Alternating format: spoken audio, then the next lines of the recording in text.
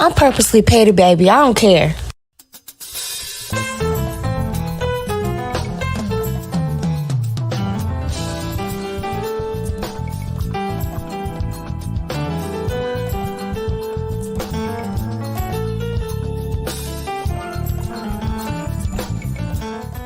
I'm purposely petty, baby. I don't care.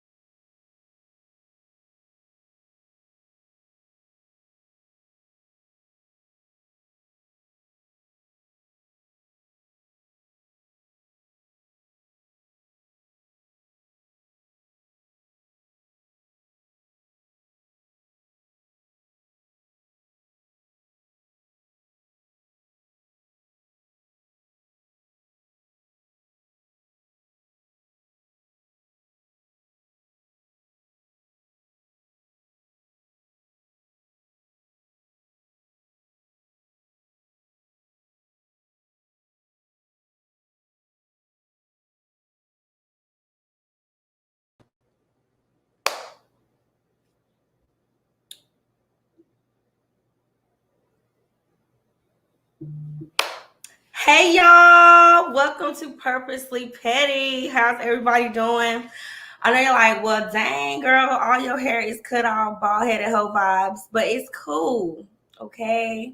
I'm still cute. I made this promise to myself, like, once I had, gotten through divorce and I was fully healed from it, or either before my 36th birthday, I was gonna cut all of my hair off. And so, in like Charmaine fashion, I keep promises to myself, even if I break them to other people, because that's me sometimes. So, yesterday, I went and cut off all my hair. I feel great.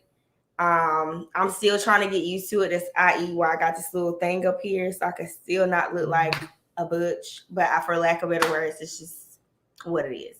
So anyway, today is what I want you to do first is share this with all your friends, share it on all your Facebook, your YouTube. Everybody come on in. We got some amazing guest hosts today. I'm so excited about both of them. They are funny. One of them I just met, but I already love her energy so much. And I've been knowing Josh since Winston-Salem State. First of all, I'm sorry, the Winston-Salem State University. Okay, Ram Pride. And so I'm going to just go ahead and introduce those two so we can get our show started and you can get into it. Okay. So ladies first. So Amber hails from Richmond, Virginia, which is a city that I absolutely love. This is why I moved there. And she said it's the only Richmond that matters. Okay. She's a graduate of Howard University, the real HU. Okay. She enjoys traveling, cooking, yes, God, and baking, reality TV, hair, nail, skin, and all things girly, and talking cold cash shit. That's what she loves to do. And I'm here for it. Didn't I tell you she's like me? I love her energy already. This is totally me, okay? She's a contract specialist by day and a co-host of Black Women No Chaser, the podcast. So y'all make sure y'all go and follow that podcast, subscribe. She's going to give you more information when she gets up here. By night, exactly. So only after she's done her grad school homework. So sis is out here getting the education bag, getting the podcast bag. She's getting the contracts bag. She's getting all the bag just like Black women do. So without further ado, everybody, let's welcome the amazing Amber Mays. Come on in, guys. Hi. Yes. I'm so glad to be here. I'm so happy to have you here. I'm so glad that Josh introduced us. And I know anybody that is friends with Josh or cool with Josh, and they all right with me. Okay? Oh, awesome. Right. So let's go ahead and get Josh up in here. Okay. Let's get him in here. Yes, come on. Yes. Don't be on CB time either. The Joshua C.J. Lockhart is a native of Richmond, Virginia, by way of Norfolk, Virginia, and currently resides in Savannah, Georgia. All cities that I love, okay? Joshua earned a Bachelor of Science in Chemistry from the Winston-Salem State University. Period, poo. First of all, he good in science, okay? Because I am not, and that's amazing. And he has a Master of Science in Education from Old Dominion University. Joshua particularly enjoys mentoring youth of all ages and is eager to lend a helping hand to anyone in need. Joshua also enjoys acting, singing, and intellectual conversation. So here's not here for the foolishness, okay? Bring your intellect, baby. Read some books. Take a look. It's in a book. That's what it says, Reading Rainbow. Okay, he lives by one of his favorite Bible scriptures, Colossians 3:2. I'm going to get a preacher voice for this, which states, set. The word says set. Come on, somebody. Set your affections on things above. Come on. I need you to testify with me, Sister Amber. Set your affection on things above, not on things on this earth. Baby, it's dusty down here on this planet. It is. It's too ghetto. Everything is real 2020. It's real 2020, just a repeat. But it's okay.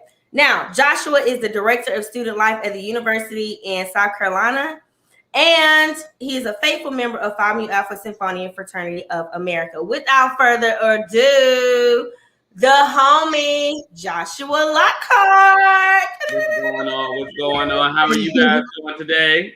Yeah. Good. How are you? Good. You about stirred me back here in the back while I was backstage. That's it. Don't play with it. Don't play with it. Y'all about to conjure up a good spirit. Okay. I won't stir you on tonight. I won't stir you on tonight. So real quick, I know I just gave everybody a brief bio. If you can just tell everybody something, well, you know, we're gonna go here. We're just gonna go here. We're gonna get right into it. Tell the people what's the pettiest thing you've ever done. And you can think about it for a second. What is the petty? I'm gonna give you a moment to think. Actually, think of something that we've done together. Yeah. Ooh, Josh, I know what it is. I know what it is, baby. I know what it is. And guests, I need you all to do the same thing. Think about the pettiest thing you ever do and tell us in the comment. Last week we had some funny ones. So we want to see if we can keep that same energy. Yes, Grand Pride. Oh, hey, Howard. Howard. Come on, somebody. Yes. So, tell us what's up. What's the pettiest thing? I need it. All right, Josh, what are you thinking? Because the story I'm thinking. I think we think about the same thing. I think so too. Is it having to deal with a parking lot near Bottoms Up Pizza? No, I'm thinking about Red Lobster. Oh my God. Petty as fun. I'm gonna tell them what I'm thinking about, but yours is really okay. All right. Go on. All right. So basically, this was back when we were young lads in high school. And so we were actually trying to go to this event that I think that Randolph-Macon College was hosting. At them white private schools, they be tricking off trying to get the Negroes in. Okay. They sure do. And so we were trying to cash in. We knew we weren't going, but we wanted the food. We was going to get that food. So we pulling into this little gravel lot parking lot. And I'm getting ready to back into a space. And this, what I like to call tall young lady, decided that she was going to come on and park her car when she saw me backing up. And she just zoomed right on into the parking space. Needless to say, When I finally found a parking space, I was with Amber right here. And when we walk past that car, we just did a quick number on that car real quick. Just real quick. Just a little quick. Little quick, dust a little dirt on it. We gonna mess you up, girl, because you know that parking spot was fine. Also, to give a little bit of context, we were my dear friend does not have a great driving record, and we were like next to last leg, if not last leg, like one more incident, we just gonna have to snatch that blue card from you. Right. And we were like, nah, we can't have no more incidents. Like no more. No more. We're no trouble. Go ahead and give up the space, but she knew she was wrong. She knew she was wrong. No, Yeah. but about yours. All right. So it is almost a year later. We are literally at Red Lobster's Christmas break during college. We are getting together. We've done a potluck party. We've done, things to get together for the holiday season. And this year we decided to all meet up at the Red Lobster because, N-words love cheddar bays. Delivery that just came. Pause while I step out the camera. Okay. And so we are down to the Red Lobster. We're eating, and we decide to go ahead and wrap up and get our checks. And while we're doing that, Josh sends me a text message, and he said, "Just laugh. Don't explain what's going on, but just start laughing." And I was like, "Bet." I just start laughing. I'm just laughing, and then gradually around the table, other people start getting their text messages. So they start laughing. He's like, "Don't tell Kiana what we're laughing about," which is another one of our friends. So we are paying out our checks and we're still laughing. And then there's a friend of ours, Clyde, love him down. He doesn't know what to do. Everybody's laughing around him. Everybody's checking their phones and laughing around him. He's looking around like conjuring up a laugh because he doesn't know what to do. Everybody's laughing around him. Kiana's like, "What? What's going on? What's going on? What's going on?" We close out our checks. The laughter dies down. We're like, "Whew, that was good." We get almost out of the Red Lobster. Clyde erupts into laughter because he got T-Mobile prepaid. He get the text message minutes, like whole minutes after everybody else, and he dies. And then that just that musters the laughter up among everybody all over again. We're all laughing. And then the one girl who never got the text on purpose is just confused as shit. And then we finally tell her, but we basically just let sis sit one out. And why y'all she's still mad about it. Why not? I'm going to tell you the reason why. T-Mobile prepaid. Get a fish. So I will definitely say this. Sometimes I will definitely say I love my friend to death, but sometimes, you know how sometimes you there's an inside joke and it's between certain people, and so we have it, but then you don't have it. Yeah. And you don't have it. Mm-hmm. So she's famous for that, and again we love her dearly. So I said this time I'm gonna get her, and I sent it to everybody but her just to see if she was gonna chuckle in with the inside joke. And so it was funny because the whole table just started, and people was like, they didn't know why to do it, but they just started laughing. And the laugh was like, like this at first. But then when it started going around, people was like, ah! It became real. And so it got to the point where she was like, well, hold on. You brought life to the joke. What am I missing? And so it died down. But when we got outside and Clyde finally got that service and he said, ah! And to give you some time context, he got this message on a T-Mobile Sidekick phone, the one where you flick the screen. You talking about this man's service and his phone is probably top tier pettiness. Because I hope you have another phone. He does. Girl, he done went through some phones. He used to have a high phone. You remember that? Yes. A high phone. What is that? It's the only counterfeit iPhone I've ever seen in my life. Oh God. I can't stand y'all already. I cannot stand either one of y'all. Bless his heart. But y'all, we gotta get into this gorilla girl. This gorilla girl. Do I want to call it gorilla glue or gorilla girl? What am I doing? Y'all, We can call her Tessica. let's call her Tessica. How you spell her name? Like Jessica, but with a T. With a T. Okay, let's talk about Tessica. Everybody knows the story by now. There are so many conflicting feelings around it. Some people are berating others for not feeling sorry for her. She's become a national, almost an international meme. Folks got so much to say about this unfortunate situation. However, we found, was it last night or today, that she had the surgery, got her hair back, he got the like, what were y'all thoughts when you first heard the story, and then just how it's progressed up until this point? Because I have conflicting feelings about her. I really. So, what are y'all thinking? You want to go first, or you want me to go first? So you had started talking first. I thought you was ready. Yeah. No, you go ahead. You go. I have some things to say, but I think I'm gonna be a little harsh. So you go Here ahead.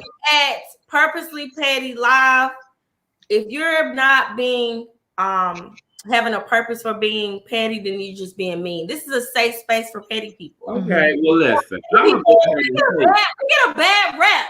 People try, oh, this is mean and da-da-da. No, we're only this way when we're provoked or we have a reason. So this is a safe space. Well, I'm gonna go ahead and say this. Whatever you want. Nobody's gonna check you, boo. Nobody's checking you. No over. Say whatever it is you want to say. So the floor is yours, my guy. I felt a red fox spirit when I heard this story, because all that came through my head was "you big dummy." I don't know. I know what Gorilla Glue is, okay? And I can understand that some people may not understand what Gorilla Glue is. Yeah. But I also understand that reading is fundamental. My God. So when you don't know, take the time to know. It's all there listed on the label. If she would have just taken some time and not rush, keep in mind she's a teacher. Hold on, wait. Did not know this was a teacher. Did I? She's a teacher. She's like 40 years old and she has 3 children. Take a look. It's in a book or label in this case. Come on. So now whose child are you teaching? Hopefully it's not reading. You a little too old to not know alternatives for your hair, because I'm sure you've been getting that hair fried, dyed, and laid to the side for many a year. I'm stuck on she's a teacher because I'm like, what subject could she possibly teach? Can we find that out? Is it a way for us to Google Is she like a teacher in like, because she's from like New Orleans? Is she like a teacher in like Orleans Parish, or is she like? I'm not doing this with you, Amber. Nope. Or is this like you really teaching a jail? Let me go ahead and see if I can find something. Are you getting felons their GED? Or are you like, okay? Or do you write on a whiteboard? Folks who you're just coming in, we are talking about Tessica, the Gorilla Glue girl who used Gorilla Glue to slick down. I think it was a mean slick back, because I love a mean slick back. I mean, I can't get one now because I got 2 inches of hair. But when I love, it was laid. It looked so good. And then. But we didn't know it was a month old. We did not know that thing was 30 days old. That thing was 30 days old. So if you're just coming in here, we're talking about her. Go ahead and share this with your friends. Everybody, let us know in the comments, what were you thinking? Oh, you know what, Kenneth? I'm not doing that. I'm not doing that. Teacher. My man said teacher. I'm not letting y'all do that. No. But do we also not know, like, she could have been like a daycare teacher? Or a paraprofessional. Yeah. We don't, it doesn't say specifically where she teaches, but the article does say that she's a teacher. She's a teacher in Louisiana. Of what? What's her last name? Brown. Brown. Mm-hmm. Brown. The reportedly 40-year-old teacher Then I see somewhere else it says Louisiana teacher who ran out of special glue.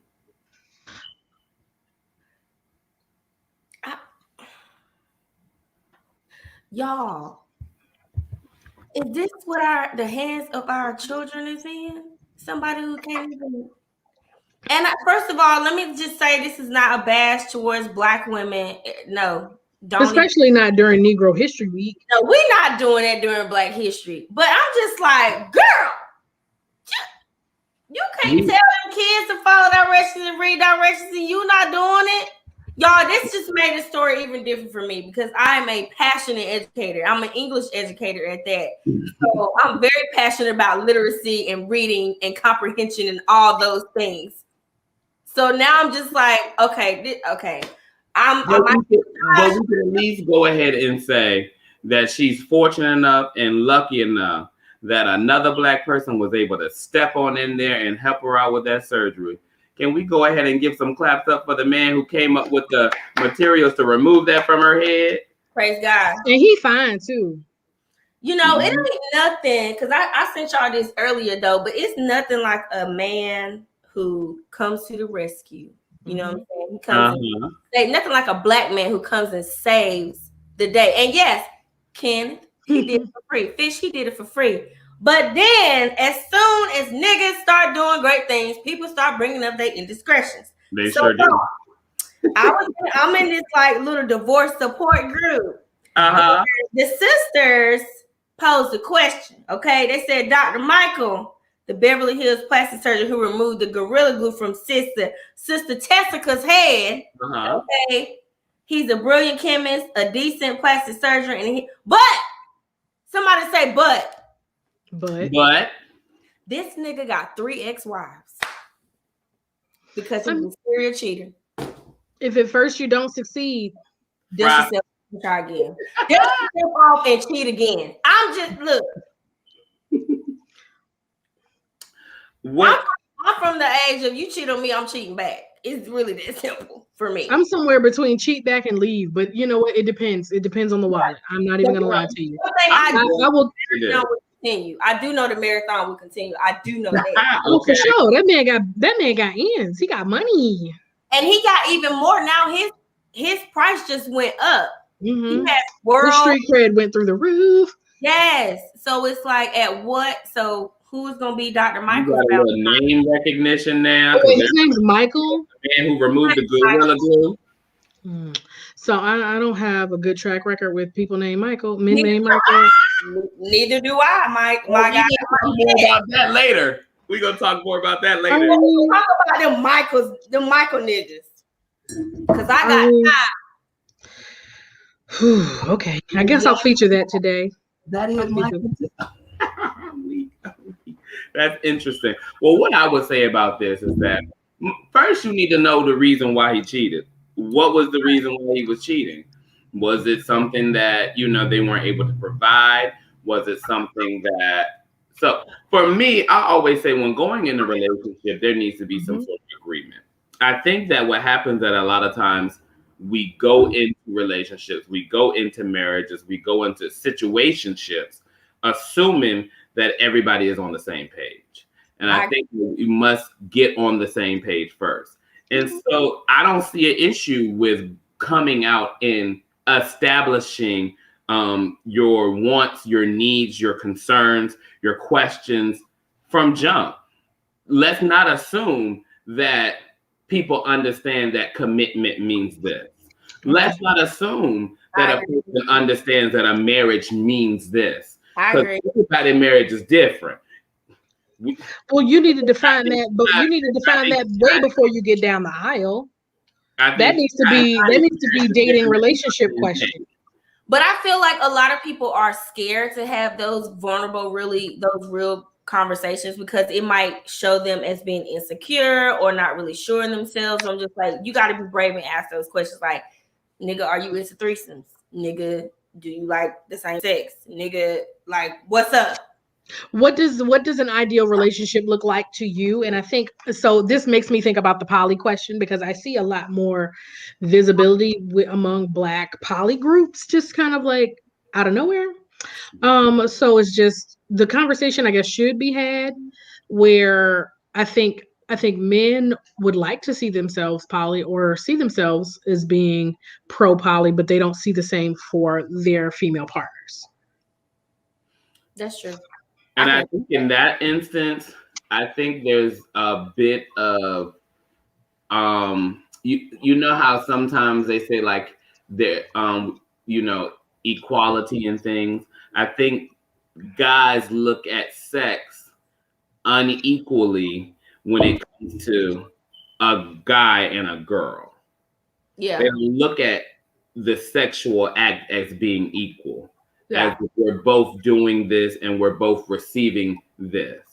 Guys feel as if, having sex is just, oh, I just, did it, got it off or whatever. When women have sex, they feel as if something is being taken. Some women. That's how guys feel. They feel like things are being taken, but you don't feel like nothing is being taken from you when you do it. Interesting. Okay. I wonder what you mean by taken and like what is being taken. Now that question is for the person to answer. I'm just trying to get into, giving you a generalization of the psyche. Depending on the guy, it could be like I do it to you and you sink my battleship. Is that it? Right. Or it could be you're taking what's mine. So Okay. this is mine and this guy's taking what's mine. Now, this is supposed to be hers, but it's available to not be taken. It's not the same type of, it's not the same type of thing being taken over on this side, if you get what I'm saying. I think I got what you're saying, and then I feel like you took a hard left turn. Well, listen, I am flipping on tonight. All right. On tonight. Uh-oh, that never happens. Uh-oh. Tonight we are, if you're just tuning in, we are talking about the episode title is Love, Woes, and Heauxs. So we're going to talk about the good, the bad, the ugly of love. And we're going to talk about Heauxs because one thing about it, like my shirt says, whole seeds blooms. Okay? Whole seeds bloom too. They do.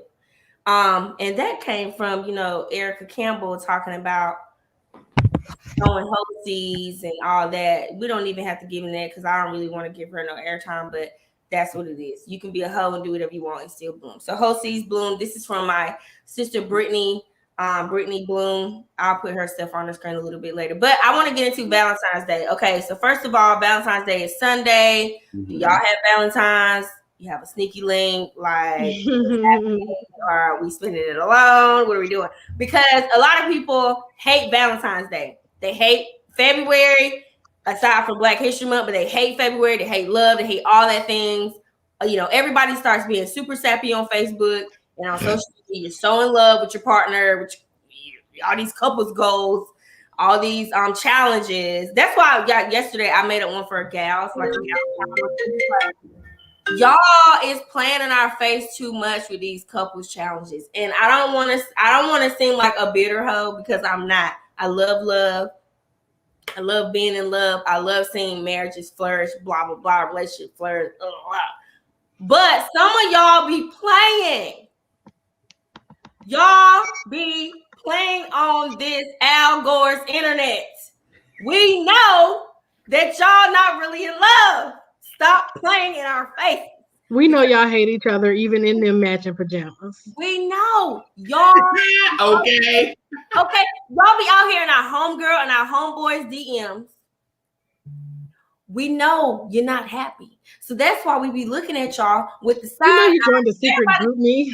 I need everybody to grab your cup right now. This is why we scroll and look at y'all like this.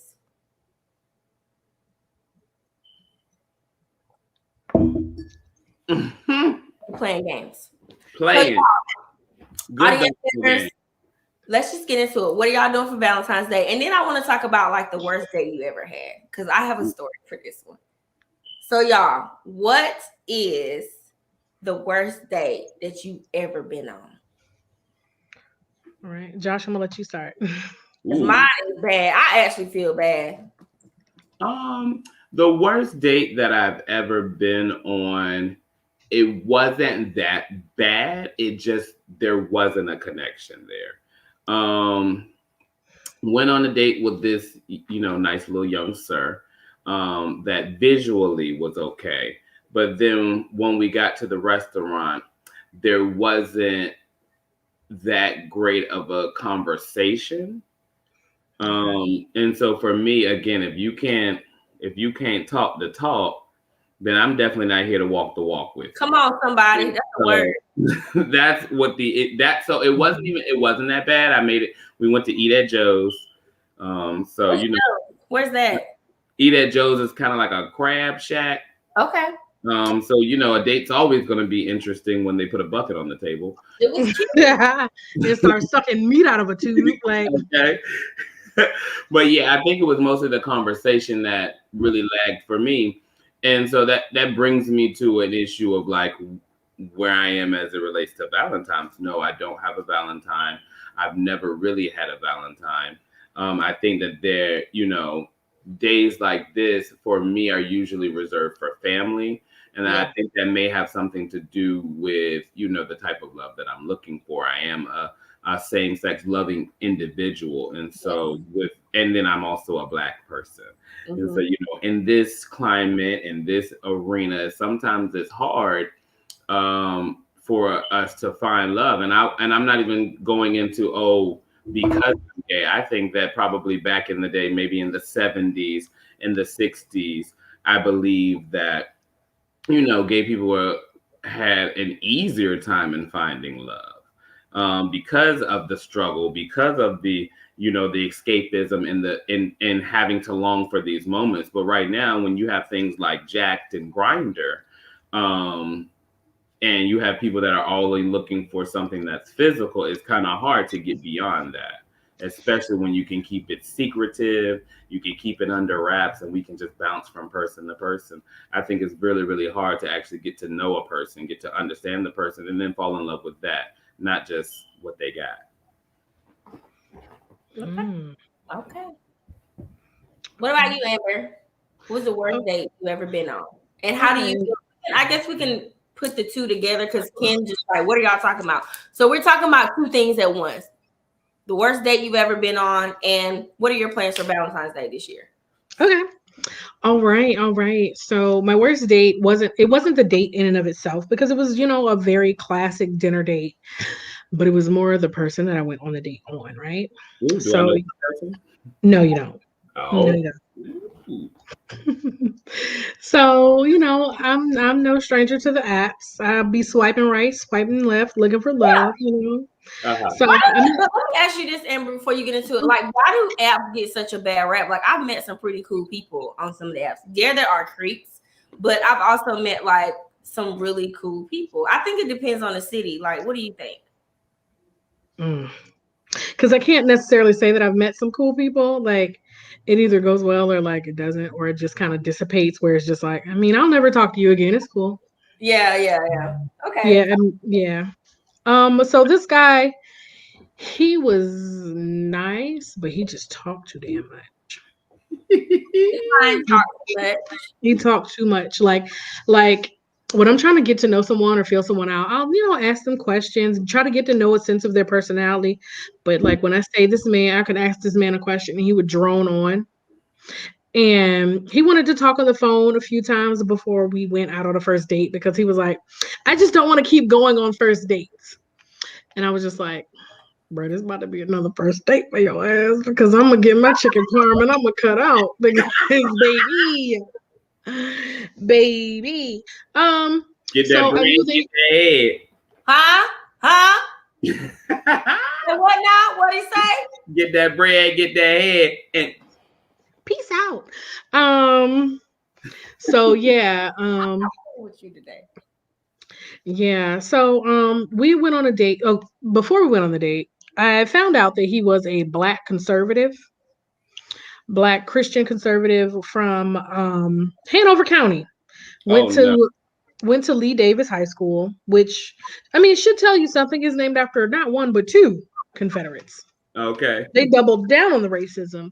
So I wonder how much of that was internalized. Your girl didn't stick around to find out. Okay. Went to Virginia Tech because if we're playing Black conservative bingo, baby. That's where you go. Yeah. Okay. Yeah. Was divorced, had a cute little son. Um, and he really just seemed like he was just trying to reclaim some sense of manhood that I'm not sure if I was going to be able to help, because he really wanted like a Leave It to Beaver 1950s lifestyle. And I'm not saying I'm not about it. I'm just saying I don't think you make enough money to do To the things do that I all want of to do. that. Because Put on. if I'm going to give up my independence, you just gotta It's got yeah. Yeah, you got to do something. And he also lived with his parents, which wasn't necessarily an issue, which was less of an issue of him being than him being conservative. with the boy. So he was divorced, Had a son. had a son, living with his mama. Yet conservative. Yet conservative. Yeah. My guy, what exactly are you conserving? I need to know. Rent. What my God, what are you conserving? You said rent though. Like you really, my man's really said rent though. So Because you're right, but that's it. Like living with his parents. yeah. But so like here was, I mean, aside from those red flags, I decided to still go get my meal because play. Let me get a meal at least off these apps. If I don't get at least a meal, then it's a failure. You know what? That's right. it. That's my goal for the apps. Let me get one meal from one of these N words, and I can cut out if I need to. Let me get a date. Let me get a date. But yeah, during the date, he was talking about he's celibate, not an issue. He was also saying that like another girl that he was dating, he used to make out. They used to like lay in the bed and make out and stuff. He would spend the night. And he said, yeah, she didn't like that I would ask to use her toothbrush. He thought that it was okay that if you make out with somebody, you could share their toothbrush. And to me, that was it. There was nothing else. Like I had no more to give. I had no more to give. That was the white flag. Girl. Passed by all the red flags. That was the white flag. I guess because making out is absolutely not the same as scraping the plaque off of your tongue, teeth, and gums. These are two entirely different actions. Also, I'm a person who has spare toothbrushes. I buy toothbrushes in bulk at the top, like at the end of every year, because I believe in ringing the year with a fresh razor and a fresh toothbrush, fresh washcloth, and a few other things. But what? I can't. Yeah, that would have been a no-go for me too. Or at least an educational moment. But I feel like at that point when you got all that going on, my little education ain't gonna do nothing for you. If you think it's okay to share toothbrushes, like you don't. He giving me he's giving me Tessica energy. Like he was. I mean, you don't have sex, but you'll share a toothbrush with someone. You might as well bust it down, my guy. Right. At this point. Because you don't even have to like see the person. They ain't got protection. Sharing a toothbrush, being in each other's mouth. That's gross. Ain't no protection for my toothbrush. I'm good. Yeah. I'm good on that. So what's up with Valentine's Day? So you gonna spend time with homegirls or friends or family? Like what are you doing something quite interesting this year? I mean, I usually do a Galentine's Day with a friend or something, like especially if it's like I have some single girlfriends, we'll make arrangements to do Galentine's. There's been no one special in my life around Valentine's Day for a few years. You know what? Never mind. I was gonna say that that's another story for another time. But yeah, so we're gonna exchange gifts. We're getting a fancy dinner. And actually on the day of Valentine's, my best friend who is always trying to find me love is so a local taco restaurant, Soul Taco. Yeah,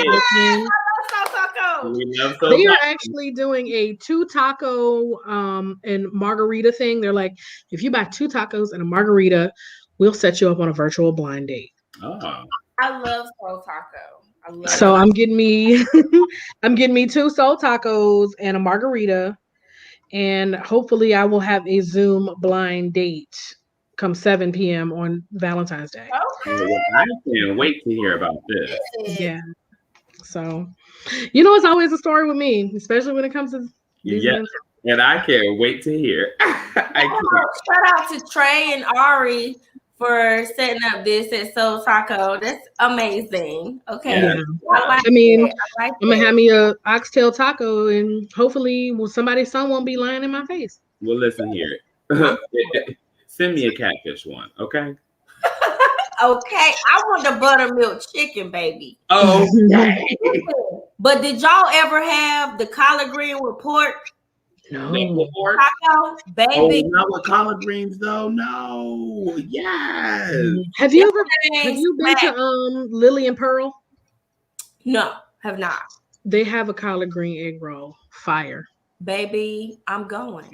Say no more. You don't have to say nothing else to me. So y'all that's up here watching, please tell us what's the worst date you've ever been on, or either anything about Please. Valentine. It was like the worst thing. Have either of you ever offered to be the one to pay for the Valentine's Day dinner? No. No.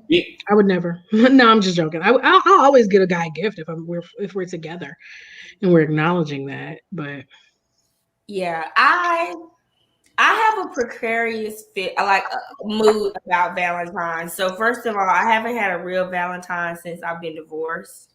My father has been my Valentine since I was a kid, and then once I got married, my husband took over. Well, ex-husband took over, and then I'm divorced, and now it's just like so. I purposely stayed away from it, or I would host little girls' nights at my house, or I would just be in my crib chilling by myself because I'm I don't want any feelings surrounding Valentine's Day. If I would talk, well, this year I can't say what I'm gonna do. I can't say what I'm gonna do because my mama might be watching. But hey, Mama, if you are watching, yeah. So yeah, I can't say what I'm gonna do, but I can say I'm okay with love this year. I'm gonna say that. I'm okay with love this year. But I'm still not spending it with who I love. So it don't even matter. But if I talked about the worst date, y'all, so I moved to Maryland in 2019. And this is I was 3 years post-divorce. It was a promise that I made to myself. I was going to move from North Carolina and move to Maryland and teach in DC. That was my dream of starting over. I did it, and I called myself, swiping on the app, going on dates. And I went to Chili's one night by myself because I was trying to be in the practice, of spending time with yourself. That's what they tell you to do when you're healing and therapy, the whole thing. So I'm spending time with myself. With Chili's by myself. I like their margaritas. Call me basic hoe. I don't care. I like their margaritas. And I like their crispy honey chipotle chicken crispers. They bomb. They good, right? Went on a date, and the waiter was really nice to me. He was light-skinned, German and black, from Mississippi.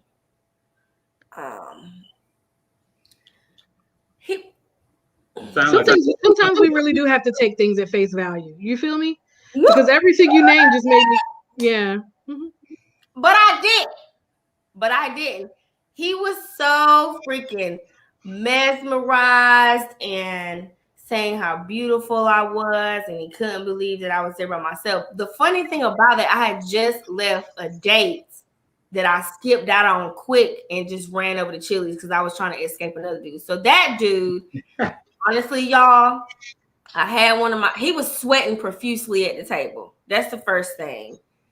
On the outside, he looked nice as I don't know what. He was 6'7", football, HBU football player.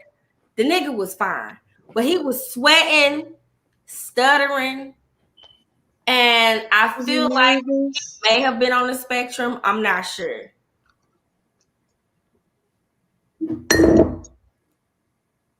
Why everybody looking? Okay. Like his mama was outside waiting for him. Like she took her son to his first date. Okay. So I took,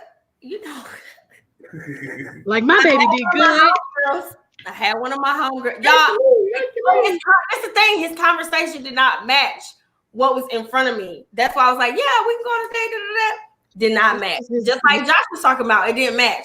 So I got one of my homegirls to call me, and I answered the phone. I was like, what? What's going on? Are you okay? It's okay. I'm on my way. It's okay. I was like, I'm sorry. I got to go. I have to leave.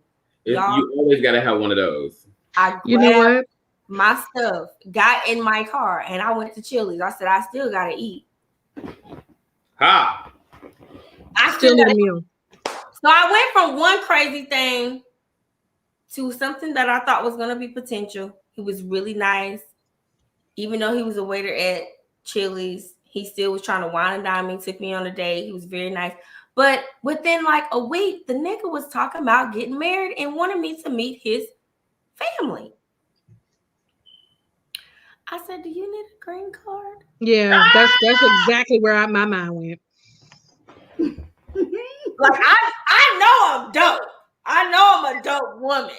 I get that. But you also know 2018, Trump ain't playing with these with people not from America. And you see the game. You see the game, you know? He was like, right now I live with my sister, but I have plans. And then he threw the woman of God at me. He was a man of God and prayer and fasting. And I'm just like, I am post-divorce. And I don't know if you know anything about post-divorce folks. Mm-hmm. We live full lives. We do whatever. You got to play catch up from the sacrifices you made and the compromises that you made. And sometimes you infringe upon your own boundaries being in a relationship. So you got to rebound. Like you was ready to, you was about a brand new life. That's it. And he was trying to lock me down again, and I just was not here for it. And so then, I was just like, you know what? I'm gonna leave you where you at. I had to end up blocking him, but he would start calling from Google numbers. I know you, my wife. I know you, the woman I'm supposed to be with. Listen, I'd have left Boris Kojo alone a long time. Howard, he was nice, even though he was a waiter at Chili's. That is not the tax bracket that I want to be in, okay? But he kept bringing me endless salsa and chips, and bringing me my. I was for it. I felt taken care of. I'm basic, okay? Bring me extra salsa and chips and some water and drink. I'm for it. I will talk to you. Listen, if that's what the perks of the job are, bring. Come on. Bring it. Mm-hmm. But I'll take it. It didn't. It just did not. It didn't work out, and I felt like a hoe for that salsa and them chips. But they were good. I had just left. I mean, at least you got some wet salt. I mean, some salsa and some chips. Some people don't even get that. Yeah. He was really nice though. And even when we went on our little date at some little tavern, he paid for everything. I got as he should have. He paid for everything. I got drinks and okay, Chili's. Yeah, Chili's, baby, back ribs. Barbecue sauce. Period.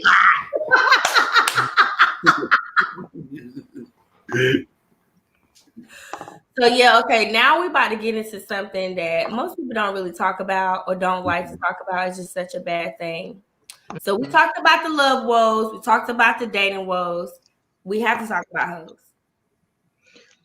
We gotta talk about hoes. Now, first of all, I am pro hoe. Okay. Anybody watching me, I'm gonna always defend hoes. Mm-hmm. Hoes in different area codes don't matter. Different area codes. Don't matter. With whole tendencies. Hoes are your friends. Hoes are your enemies. Hello. Yeah. Hello. Psalmist and prophetess Jasmine Sullivan gave us hotels a few weeks ago. Come on, somebody. And I talked about this last week, but I can't stop talking about hotels. I can't. Yeah. So we cannot have a show talking about love woes and not talk about hoes. Mm-hmm. Can't. So right now, I'm about to put y'all on spot. Give me one of your hotels. I'll tell one of mine. It's okay. We say, what's a hotel? And first of all, I Yeah, feel what's the hotel? Let me know. like wholeness is subjective. Okay. Okay. Wholeness is subjective. What one might think is whorish behavior or another one may not. So, somebody might feel like you rubbing up against the arm of the deacon in your church is being a hoe. I don't. I feel like that's somebody who's just trying to get a little offering later. I don't think it's okay. Do it. If it's your body, do what you want to do. Okay. That's what I subscribe to. Nobody should be able to tell anybody what they do with their body.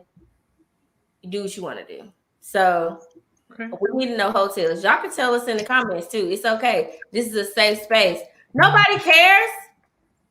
Nobody cares. It's Valentine's Day weekend. You know how many hoes is waiting for their side nigga to come scoop them up, but he's not coming to the 15th.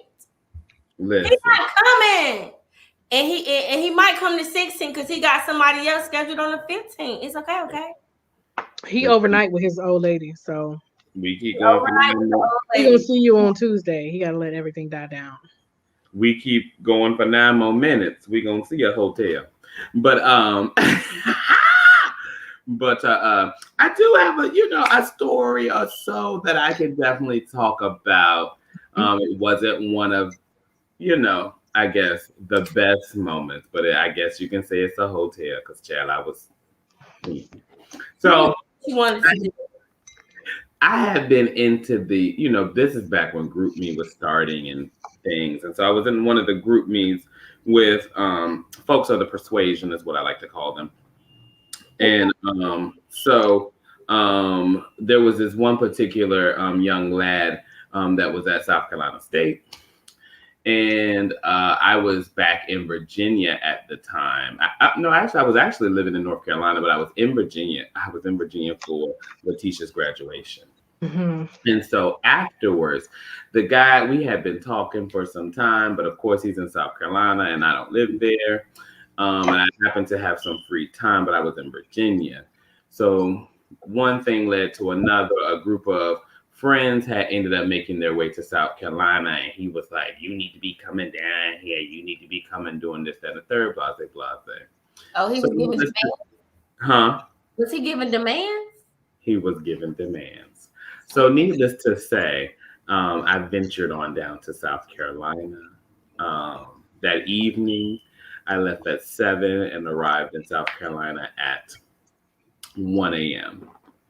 When I arrived at 1 a.m., it was as if the party had died down. And then, individuals' moods had changed. Now he was no longer having company and interaction after You drove down there. A whole road trip.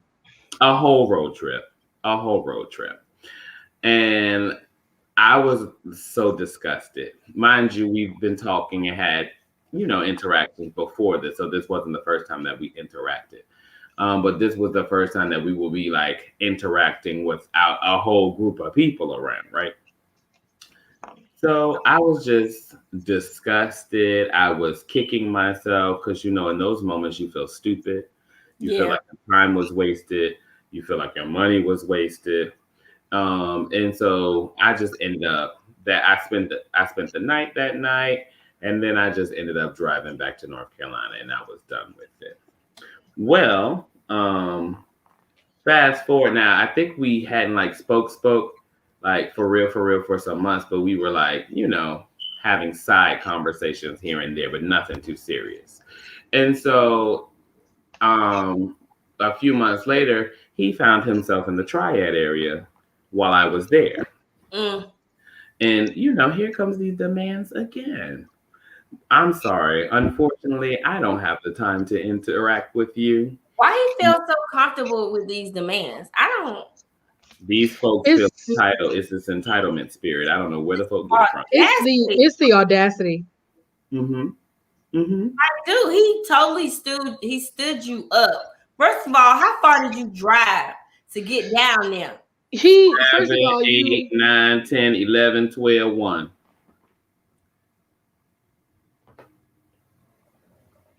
So you was an hour outside of Atlanta, and you drove all the way down there the first time, and he was on some dumb stuff, and he still has the audacity to make demands for me. Make demands. He wanted me to drop everything I was doing to come see him while he was in Greensboro. And unfortunately, I was not able to do that.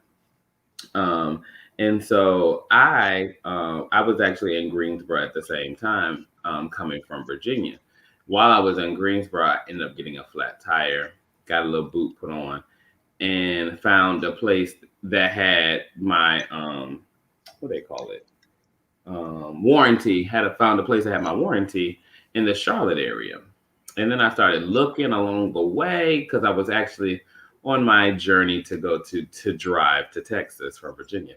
And so while I was on that journey, I was like, well, there's a couple of different places along the way, and found out that there was a place in South Carolina where he was. So needless to say, I contacted him and I told him, hey, Shawnee's girl. I might be in the area. Niggas ain't say it, Shawnee's. But hoes and tricks. Yeah.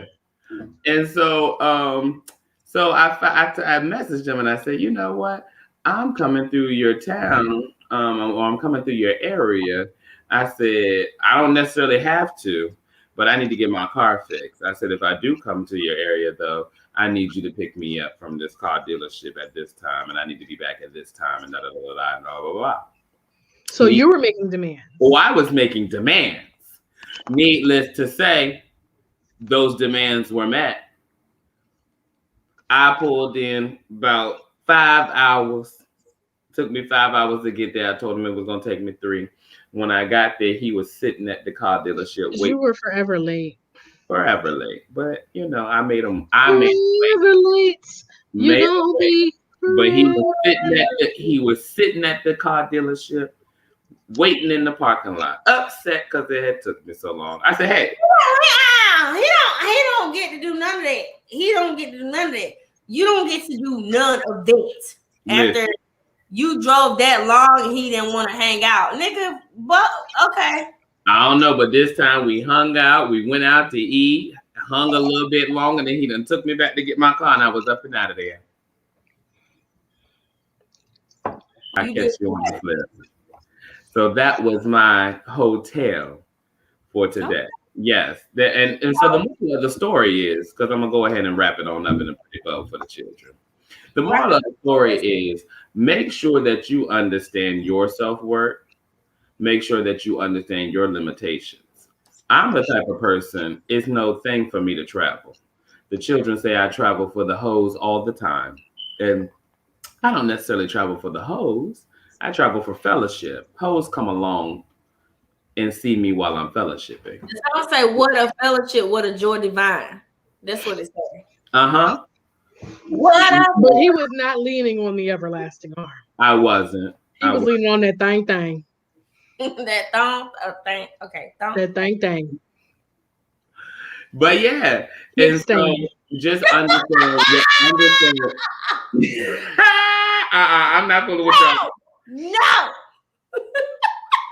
I would say just make sure that you guys understand your self-worth and understand your limitations. If you don't mind driving to Timbuktu for somebody, then drive to Timbuktu.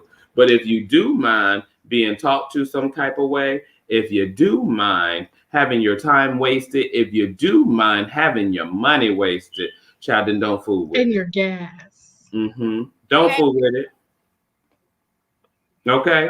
I ain't really gonna lie. I done some stupid stuff. Like I've really done some stupid things. Like when I look back over my life. Now, Shane, it was a little worth it. I ain't gonna lie. I'm sorry. And I think things over. I've been stupid out here. Stupid. Like looking back on, I'm just like, girl, was it like worth it? Why did you do that? Like I think back to who I was dealing with. I don't know. I don't even want to blame it on like divorce or hurt and all this. I think I was just like, doing whatever I felt like doing. Honestly, Mhm. I talked about this on Facebook like a couple weeks ago. I was out here dating a dude, y'all. He didn't have no car. Ooh. He didn't have a license. He lived with his mama, and he had a piece of a job. Well, as long as he ain't steal your car, you good. He started off his resume saying, I would like to apply to this job because, and I got proof. Y'all, what was wrong with me? But was that thing thanging or nah? Because usually, It thanged. because And I feel that was, now I regret, and y'all, this is the thing, he got married earlier this year. Or was it last year?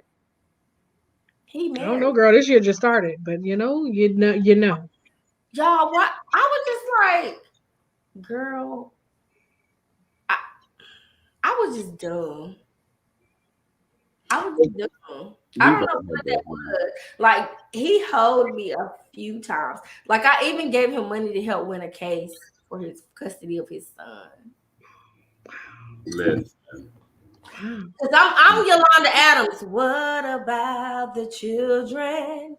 To ignore them so easy. That's what I was told. Y'all, I'm stupid. Okay. But it's over now. It's over now because it's okay. Your heart was in the right place. It was. I was out here trying to help. Me too. Okay. She said we all have been there. I got the t-shirt, mug, and baseball hat. Girl, I got the comforter and sheets, girl. Okay, the matching set. Okay. You got to throw. I got a whole mattress, honey.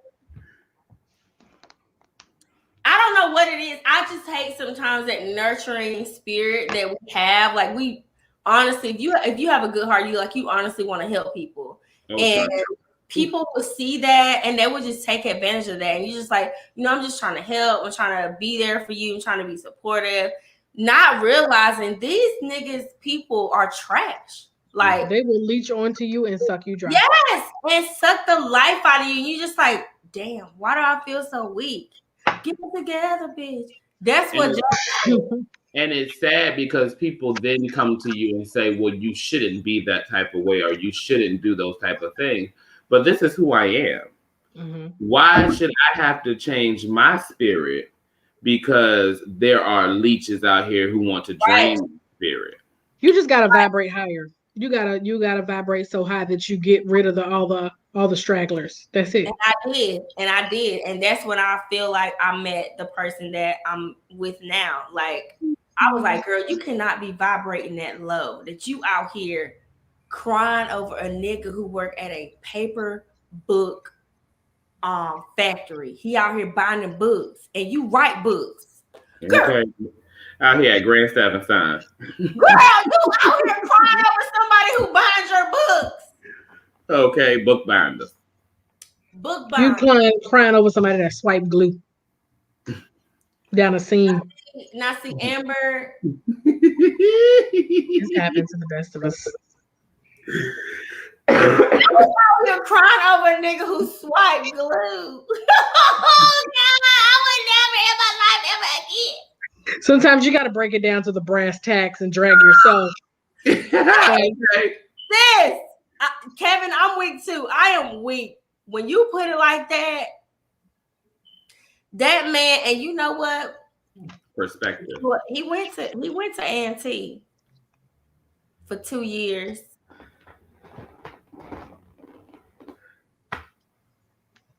He went there for 2 years. Are we gonna just say it? A&T is ghetto. I'm sorry, I had to do it. I'm sorry. I'm so weak. Niggas who never finish A&T are ghetto. I said it. I don't care. Fight me. Aggie Pride. The Winston State got me. Them niggas who never finished there, and I know we didn't even mean to go here. We didn't. But if it's true, it's true. And Amber, we know it's true because we done had this conversation. Dog, for real? I ain't trying to tell y'all. I know but one person who's finished that school on time. It's something about them niggas who go to HBCUs and they don't finish. it's like they get a glimpse of who they could have been and failed, and then they're No, still. and they got a glimpse of what they could have been, and they say, you know what, this is gonna take too much work. I'm out. Mhm. And that's Like the people that you see who get a degree and then they out there doing scamming and shit. You didn't have to waste no whole damn loan. No, You didn't have to. loan. Hold on. You didn't have to get. You didn't have to get student loans to work for 5 links. You didn't have to do all that. oh, You what didn't about- have to go You out didn't know how. You didn't have to learn how to craft a thesis statement to sell organo gold Okay. or Maven hair. That's not even no good hair, y'all. Stop that. Stop it. and y'all know his wife, present wife, she sold it now on her page. Of course you Had to learn This MLA. makes perfect sense. But y'all, can we please talk about the people, these HBCU love stories, and how we know they be cheating during homecoming? Can we talk about that? Can we talk about how they don't just be cheating during homecoming? They cheat year round. Year round.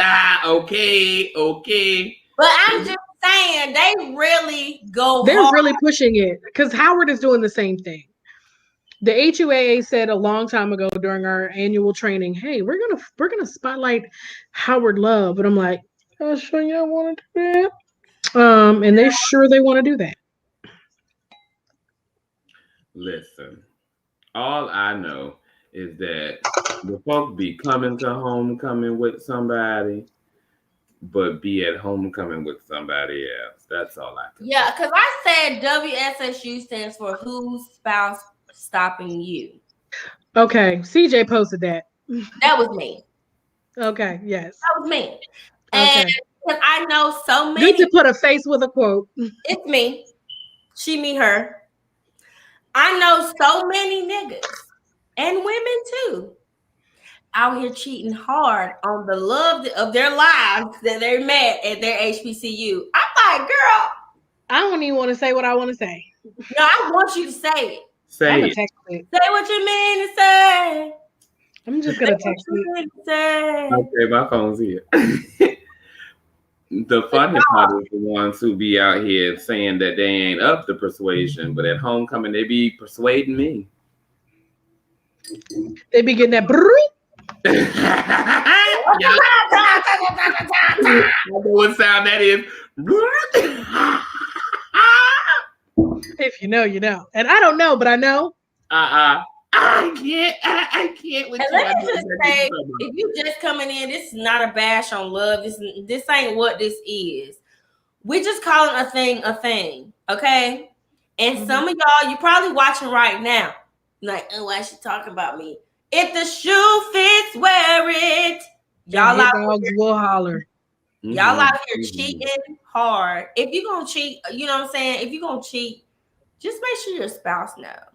Because honestly, if your spouse knows, it's not cheating.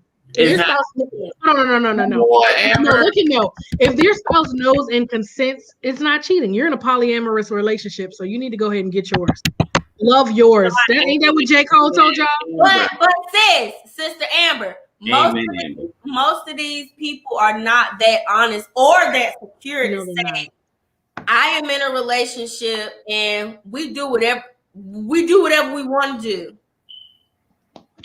They can't do because people aren't that upfront. They aren't. No. And I can't guarantee I would want myself to end up in a poly relationship, but I promise you. I don't want dates because I like to fight and I will hit somebody in the face quick. So I know that ain't for me. That brings me to one of the first things that I said at the beginning of this, though. The conversation. We wouldn't be having these issues if people would be having these conversations. That's right. But we probably also wouldn't be having these relationships if people would be having these conversations as well. But the thing is, I don't want a relationship held together with spit and glue and lies. Or for a kid. We had a child. She's talking about that text message, ain't she? I'm gonna say I'm pro. I'm gonna say I am pro-choice. Do what you got to do. So if you got to push me down the steps, that baby can go back to heaven. I'll meet you at the crossroads. You You won't be lonely. Now, okay, so I'm gonna miss I everybody. wrote about it in my book. I had an abortion when I was 19. It was a very unfortunate situation. The nigga told me he was trapping me for life. He drunk bleach, came and kissed me on the lips. This baby gonna keep us together forever. It was a bad situation. It was horrible. So, but I've never gotten pregnant again. I've never had another abortion since then. But I'm not gonna shame nobody if they choose to do that. That's your body. Do whatever you want to do. And honestly, a lot of y'all are in these miserable marriages because you had a kid. Mm-hmm. Or you're trying to glue a relationship together with a kid, and children You absolutely do not deserve that. You cried. We have to fight against so much to be healed, whole people, and we carry so much blood trauma. We need to be setting up our future generations for the absolute best we can. And trying to stitch together an unhealthy relationship and use the baby as the glue, pass me by. Especially when you're being your true self with the side piece, sis. Talk about being your true self with the side piece. What is it about us? We marry people who like the ideal of us, the good side of us, but naturally, we are all, sorry, mom, we're all pieces of shit. All of us have a percentage of ain't shit in us. Okay. Whether we want to be honest about it or not. I'm very honest about mine. I know that I can be selfish. I know that I can be self-absorbed sometimes, but I don't do it in like public settings, but like within my friend circle and stuff. I'm just like, oh, so y'all don't care about me. Sometimes when I get a little intoxicated, I'm the center of attention. Nah, I don't want to be, but I'm funny. Like people like me, okay, whatever. But at the end of the day, I just feel like people are not honest with who they really are. You're not self-aware and you're not honest or vulnerable enough with yourself to say, like, this is really who I am. Like Josh was talking about, this is really who I am. And the more that I accept this is who I am, yeah, like Howard said, we all have toxic traits. Like we all got stuff that is a mess. Mm-hmm. But I mean, despite my mess, I'm still very much that bitch. girl, say what now? Period. And again, Amber. Despite my toxic traits, I'm still very much amazing. Amazing. You won't find a better one like me. And that's just period. Top tier, top notch. Okay. Howard said his picture shit energy is 40%. I'm at a good 45. Okay. You know what? Mine varies by the day. It's an adjustable rate. It's an adjustable rate piece of shit mortgage. It is not. There goes that contract specialist coming out. You know, some days I'm straight 100% shit. Mm-hmm. Some days I wake up and I choose violence. I choose violence. Can I say this morning I chose violence? Because I wanted to know this morning. I asked on Facebook, why do men hate weave? You are Howard. Why do men hate weave? Why do they hate weave? Because their beards won't grow out. I think they hate weave based upon the issue of not being able to do what they want with it. I think they hate weave because they assume women are hiding themselves or are being fraudulent in their faces when niggas lie every day, B. We done all been lied to by somebody's son. Now, I'm sure that somebody done seen the wig come off. So they know what they done got into.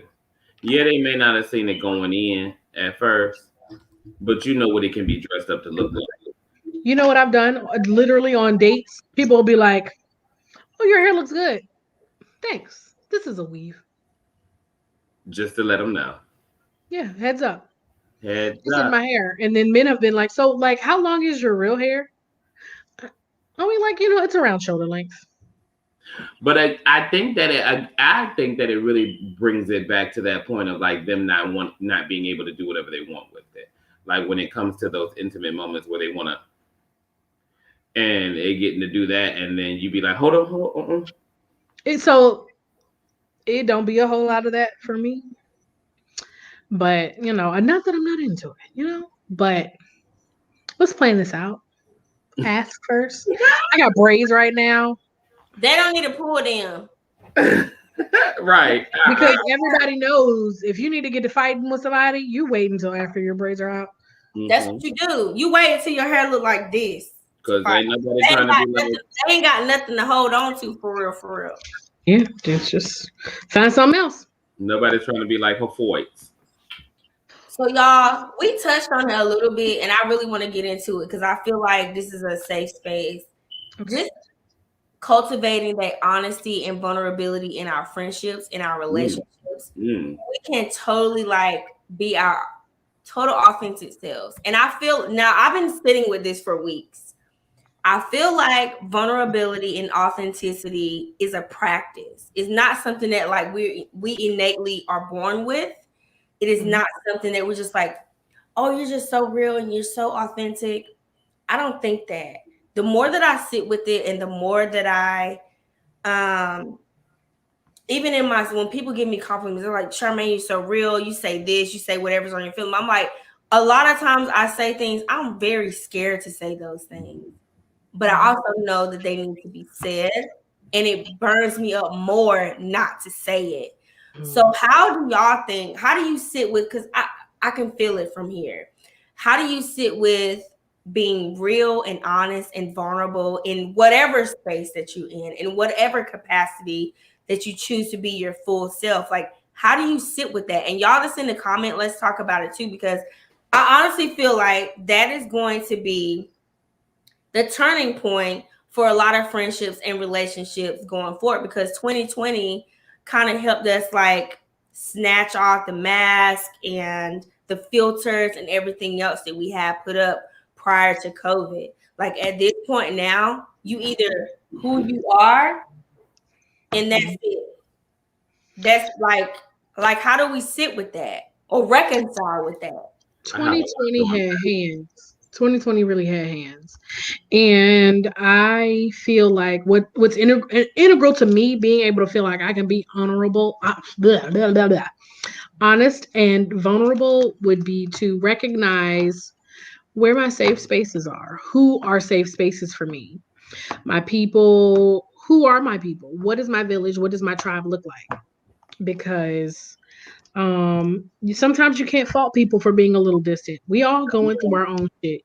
But I try to be present for people in ways that I can. I mean, I talk to some people every day. I don't talk to Josh every day, but I know he got my back and I got his, ultimately. Okay? That's gang. You know what I'm saying? Okay. Okay, that's gang. But yeah, it's really about cultivating safe spaces where you can be your whole, true, authentic self. Yeah. And those of us who do have professional jobs and have been able to work from home and maybe haven't had to face as many microaggressions in the workplace have been able to, flourish to some extent. Like if we are socially distanced from racism, because I do think that does have an impact on places that we consider ourselves being safe and where we have to code switch. Because ultimately we want to live in a world where we ain't got a code switch. Yes. We do. I do it every day.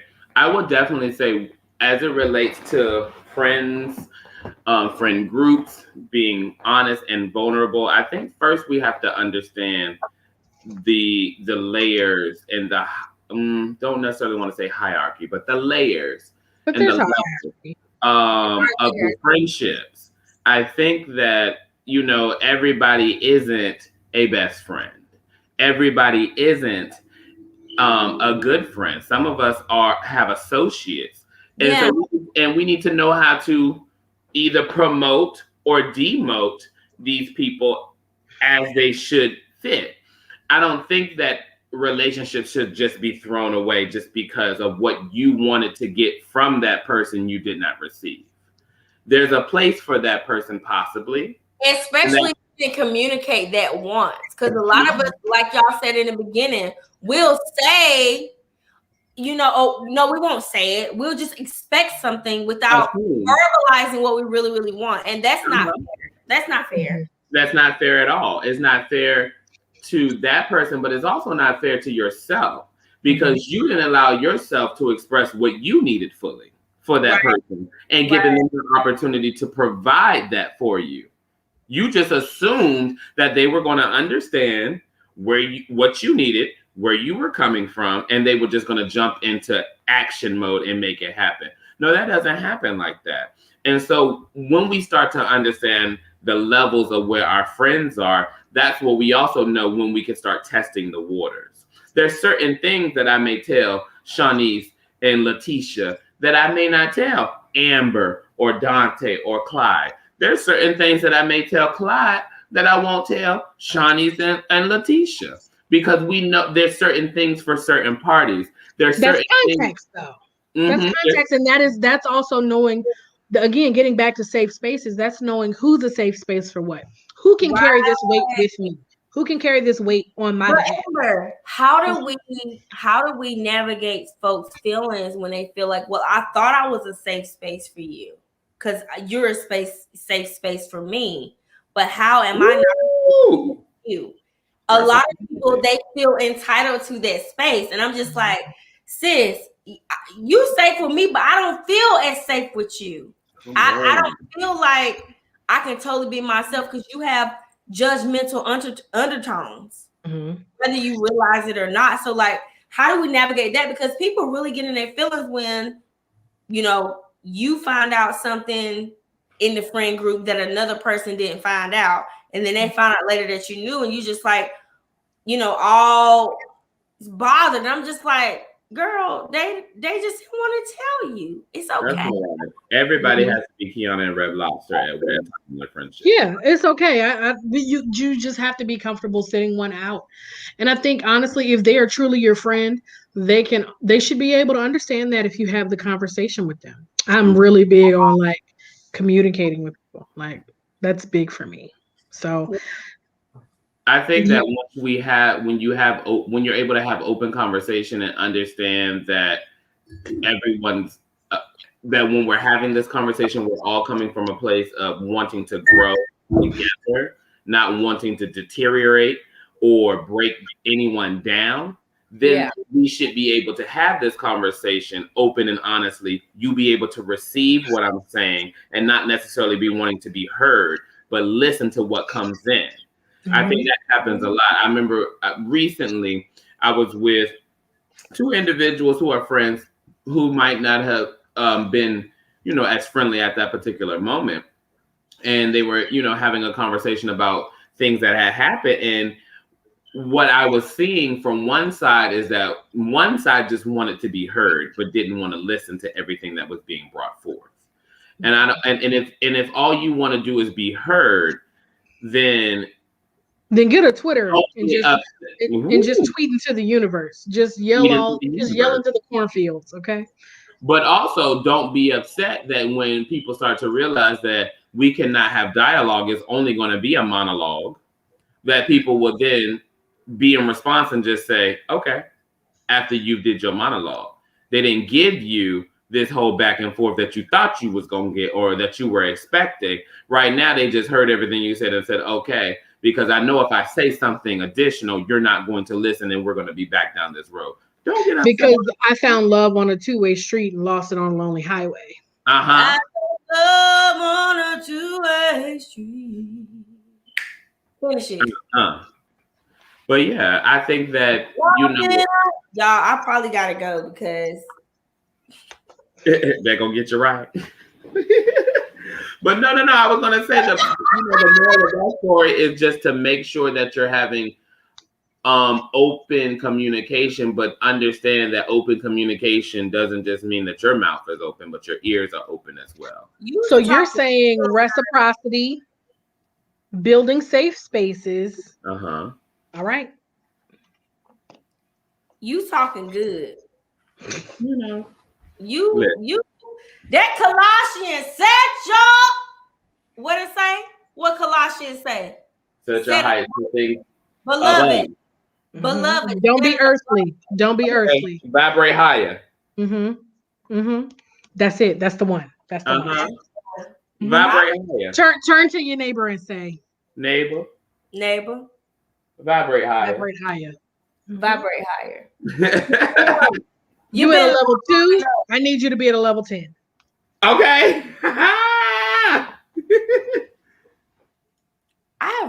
Yes, teach us. Seriously. We vibrate very low. And I know, we got environmental things going on, external things going on, and it really can affect how we vibrate. But y'all, higher. Prophet is John. That is John before Chrissy. John. Okay. Or in the words of Cardi B, if it's up, then it's up, then it's up, then it's up. Also, hey, Outlaw, thanks for joining. Evangelist Cardi B said, if it's up, then it's stuck. If it's up, then it's stuck. She said that. And my friend, what's his name? Duran Bernard said, don't you get stuck in love with me. He said that. That's what he said. I need you to send me that song because I need it. Don't get stuck in love with me. Get lost on that lonely highway. I feel my help coming, y'all. Okay. I'm feeling real churchy right now. Listen, please don't let the sun come up and you ain't up and out of love. Come on. Okay. Come on, Kevin. You're with us. He's on time. He's on time. Yeah, I would definitely say I enjoyed this on tonight. It's been a fun time. Did not our hearts burn? Yeah. Yes. And I appreciate you all in the comments. I definitely appreciate you. Thanks for the support. It's been a fun time having you here. It's been so. Boy, my camera moving. But look, y'all, I need y'all to go follow Josh. I need you to go follow Amber. You already saw that they were dropping knowledge tonight. Let this be a continuation in your life. Go follow them. I got the stuff on the screen right now for you. Follow them, Heauxs, period. Aww. We love you too, Shanice. Go follow them. I'm doing for Valentine's Day. I sent my Valentine's Day gifts out already. I'm waiting for one more in-person gift. And then I had my Valentine sent something to her home. So, and I'm gonna get my parents dinner. I sent Rose something. Look at you. You know what that is? Okay, your girl is ready for Insecure. Like Kelly said, right. Me too. Last season. We thank y'all for joining us. Please go follow everybody that's up here. Yes, I'm glad y'all enjoyed it. Thank you for being here with us, being vulnerable, being open, having fun, and laughing. This is what everything is about. Please, if you haven't already subscribed to my YouTube channel, you can do that Always Charmaine, or go to www.alwayscharmaine.com. Please go follow my amazing guests tonight from Love, Woes, and Heauxs. They was dropping knowledge all night. Amber has an amazing podcast. Go follow that and subscribe to it. Go follow her right now so you know what she's doing. Black women, no chaser. Black women, no chaser. And she lived, and she was the epitome of that tonight. She didn't chase a thing. I would definitely say that this has been a great experience. And I've been reluctant to start a podcast, but I appreciate this platform. You have started something back up in me, so I might be getting my podcast started soon. All right. Come on, do it. I'll be ready for that, but we'll finally get there. I think you can do it. It's literally 5 hours later. I'll be there in 5 minutes. Seriously, Josh, you should do it. Everybody, encourage Josh in the Lord in these comments, and tell him to start his podcast. This is the thing, and this is going to be my word because I want everybody to have a word before you leave to encourage our viewers and people who are watching. You have something in you that the world needs. I'm looking at the camera on this. There's something inside of you that somebody in this world needs to hear your voice, your unique and authentic delivery. That only you can do it. There's nobody else in this world to do it. So I need you to stop being afraid of how great and dope you are and do that shit. Go do it. We need you. We out here starving for your gift. We out here like, well, damn, is Josh gonna give us the word that we need? Is Amber gonna give us the artistry that we need? Stop playing with us. You playing in our faces. Sometimes the word for you You has are to come playing. for you. Yes, you're playing in everybody's faces. Okay, you're playing in everybody's faces, and we need what you have. Stop playing. Give the world what we need. Your laughter, your joy, your wisdom, your knowledge, everything that you have. It don't matter if it's not packaged like everybody else. You know, everybody has their cute branded memes and their social media, which is look polished and all together. Don't matter if you ain't got none of that. If you use a Microsoft Word, use Microsoft Word if that's what you got. Well, I'm here to tell you that they got Canva. And if you use Canva, you can look together. Okay? Use what you got. My daddy made a song called Use What's in Your Hands. What you got may not be a lot, but use what's in your hands. Because sometimes it's just enough. It's just enough. Use it. It don't matter. Somebody needs what you have. You are impactful. You are influential. And what you have to offer this world is going to make the world a better place. Huh? Do it. Do it. That's my word to end everything. Josh, Amber, give these people some lasting words, and we're gonna get up off of here because honestly and truly, I have enjoyed both of y'all. Y'all have given us like amazing knowledge and wisdom. Like I said, y'all, if you're not following them, go do it. Go do that.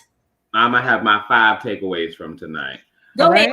My first takeaway is to make sure that when dealing with friends, make sure that you're all with friends, relationships, lovers, everything. Make sure that you're having an open and honest conversation, and let's not make sure that we're assuming that everybody understands what we want, what we need, and what we would like to see. Second, please make sure that you all have no issues with being a hoe. If you're gonna be a hoe, don't come out here and being a little low life hoe. If you're gonna be a hoe, stand up in it. Stand up in it, all in your hoedown. Okay. Hoe seeds bloom too. Hoe seeds bloom too. Okay.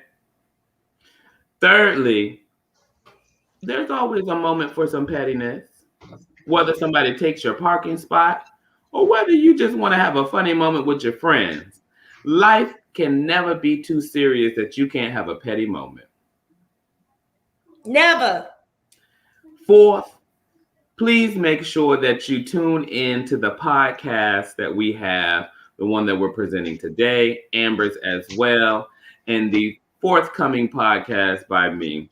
And last but not least, make sure you please read the label before use.